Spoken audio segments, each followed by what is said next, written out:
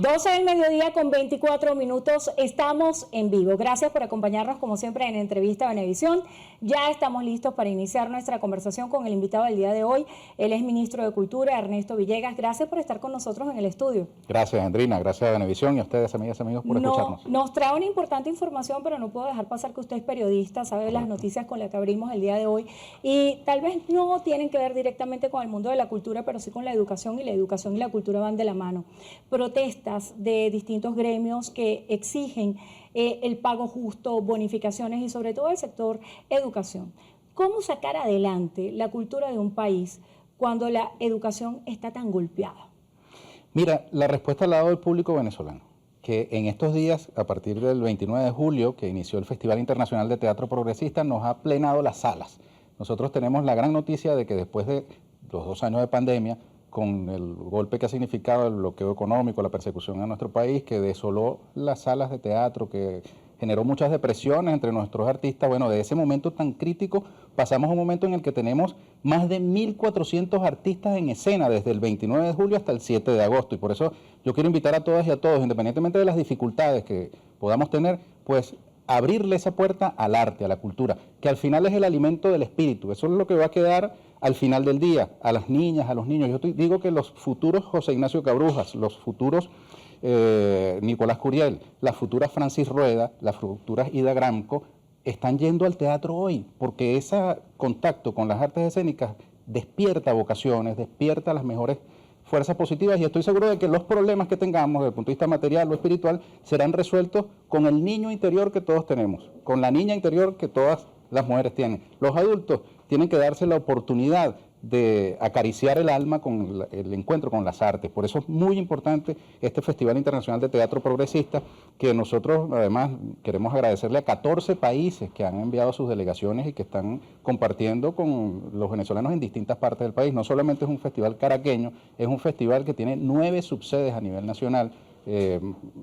Los estados, los puedo leer inmediatamente, son los siguientes: Barinas, en el Teatro Orlando Araujo, en el Luis Guevara también de Barinas, en Yaracuy el Jacobo Ramírez, en Carabobo el Teatro Municipal de Valencia, el Museo de Arte de Valencia, el Teatro Municipal de Puerto Cabello, en Aragua el Teatro de la Ópera de Maracay, en Guarenas el Centro para la Cultura Rosendo Castillo, en Miranda también en Los Teques en Mazoler, en la Casa Guipuzcoana en La Guaira, en la Casa de la Cultura de Maturín en Monagas, en el Teatro Angostura de Bolívar. En fin, estamos desplegados por todo el país, por la mayor digamos, una porción muy importante del país. El año que viene quisiéramos tener muchas más. Es un derecho cultural. Yo creo que la demanda de los derechos generales de los seres humanos no debe nunca entrar en contradicción con los derechos culturales. Nuestros niños, nuestras niñas lo merecen, independientemente de las circunstancias que podamos vivir. Creo que este además es un signo de aliento y de recuperación, no solamente económica del país. ¿Lo interpreta usted como una señal de recuperación? Totalmente. Nosotros estamos en condiciones hoy de convocar y de ser sede del encuentro de lo más avanzado de las artes escénicas del mundo. Vienen agrupaciones del África, de Europa, de América Latina. ¿Qué países participan en este evento? Tenemos a Argentina, Bolivia, Burkina Faso, Colombia, que es nuestro país invitado especial, Cuba, Ecuador, Islas Canarias, que es España, México, Nicaragua, Perú, Ruanda, Uruguay y Rusia. Y tenemos además la presencia de las compañías regionales del teatro. Yo te quiero decir, mira, lanzamos la convocatoria nacional a los grupos venezolanos para que se postularan. Y se postularon 189 propuestas escénicas. Nos desbordó.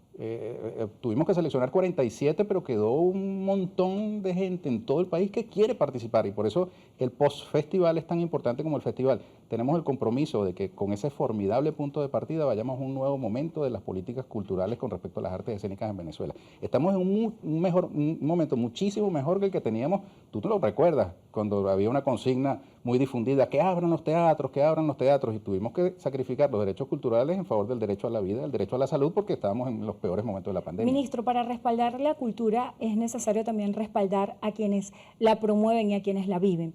¿De qué manera el Ministerio está tratando de colaborar colaborar no solamente con esos artistas que dan la cara, sino también con todos los artistas que crean y diseñan cada uno de estas obras y de qué manera ellos pueden tener un programa de prevención social que no los deje en el abandono, como hemos visto a distintos artistas a lo largo de la historia de Venezuela, que luego pasan a unas situaciones críticas que son muy vergonzosas. Sí, ese es un drama del capitalismo. La industria cultural capitalista utiliza a los seres humanos y después cuando se envejecen los desechan y los dejan morir en inopia. Eso es lamentable, eso es un signo propio del capitalismo. Nosotros aquí tenemos una ley de protección social a trabajadores y trabajadoras culturales que estamos en proceso de implantación, ya hemos dado todos los pasos y es una gran noticia que los espectáculos internacionales con artistas extranjeros que vienen a darse en Venezuela son sujetos de una contribución que esta ley establece para que las entradas que el público venezolano paga para ver a un artista extranjero genere un ingreso para la atención de los artistas venezolanos. Por eso nos importa mucho que esta ley aprobada por el gobierno bolivariano podamos, hacerla realidad y por eso hemos sostenido encuentros con los empresarios del espectáculo. Tenemos la mejor disposición y estoy seguro de que esa recuperación nos terminará, impactando positivamente a todos. En el caso de las artes escénicas, oye, lo primero que necesita un artista y un trabajador, de la tramoya, de la producción, del maquillaje, de la escenografía, es tener trabajo. Y hoy tenemos una situación completamente distinta. Fíjate que no habríamos podido tener un festival de teatro si esos venezolanos que trabajan en los distintos oficios de las artes escénicas hubieran migrado geográfica o laboralmente a otras áreas. Y ellos se han mantenido aferrados a su vocación, al amor a las artes. Y por eso yo hago un reconocimiento hoy que es Día del Trabajador Cultural, se está cumpliendo año de Rómulo Gallegos, especialmente a todos los trabajadores culturales, pero particularmente a los de las artes escénicas que hoy están echándole un camión para que salgamos, de este festival, que es el mejor festival que en muchos años se ha presentado en Venezuela y con muchas mayores fortalezas. Yo invito a todas y a todos los venezolanos a que particularmente vayan a las salas de teatro, a los espacios no convencionales y a las niñas y niños que no se queden sin participar. ¿Qué salas están disponibles y cómo hace la persona que quiera participar en estas actividades? Bueno, le hemos pedido a los compañeros que coloquen en el generador de caracteres la dirección de la página web del festival y sus redes sociales para que la gente pueda acceder directamente a la grilla, pero te leo solamente los de Caracas, ya te leí las subsedes de otros estados, pero en Caracas tenemos el Teatro Municipal, el Teatro Principal, el Teatro Nacional, del Teatro Bolívar, el Teatro Ana Julia Rojas en la UNEARTE, la Fundación Raja Tabla, ahí frente al Teresa Carreño, la Sala Juan Asujo de la Casa del Artista, el Teatro Alameda en San Agustín, el Teatro Katia en Katia, el Teatro Alberto de Paz y Mateos aquí cerca de la Avenida Andrés Bello, en la calle Los Manolos, en el CELAR en Altamira tenemos 2 salas, en el Teatro César Negifo de Petare y en el Teatro Luis Peraza aquí en la Parroquia San Pedro. De modo pues que estamos desplegados, tenemos un músculo, eso no son infraestructuras desprovistas de gente. Si no fuese por los seres humanos que hacen realidad un festival, no habría festival. Así que en todos esos puntos y en espacios no convencionales, ayer tuvimos, por ejemplo, en Caricuao, una hermosa muestra de teatro de mímica para niños. Tenemos el eje infantil instalado en la Casona Cultural Aquiles Nazoa, en La Carlota, donde hay una gran carpa de circo donde los niños pueden ir a encontrarse además con una experiencia de teatro de miniatura, no sé si tú lo conoces, es un teatro de cajitas mágicas en la que los niños se asoman por un huequito, se colocan unos audífonos y pueden ver una obra teatral en miniatura. Es una cosa hermosísima, una experiencia que no podemos dejar de darle a nuestras niñas y a nuestros niños. Ministro, veo la pasión con la que usted habla acerca de esta experiencia que nutre definitivamente el alma. ¿Cómo hacer para que el que vive de la cultura pueda tener una vida digna y pueda de alguna manera promover las distintas actividades en sus comunidades, pero de una manera que dignifique su trabajo y que no sea que la expresión de yo solamente vivo con mi arte? ¿Cómo hacer para regularizar todas estas formas y hacer de, por ejemplo, el teatro una industria importante para el país como lo es para otras naciones? Sí, ese es uno de los grandes dilemas que tienen las familias cuando un integrante en cualquier parte del mundo, en lugar de optar por una carrera científica o rentable, o escoge alguna disciplina del arte. Pero estos festivales alimentan las vocaciones y eso es lo más importante, más allá de los temas económicos que siempre tendremos como humanidad.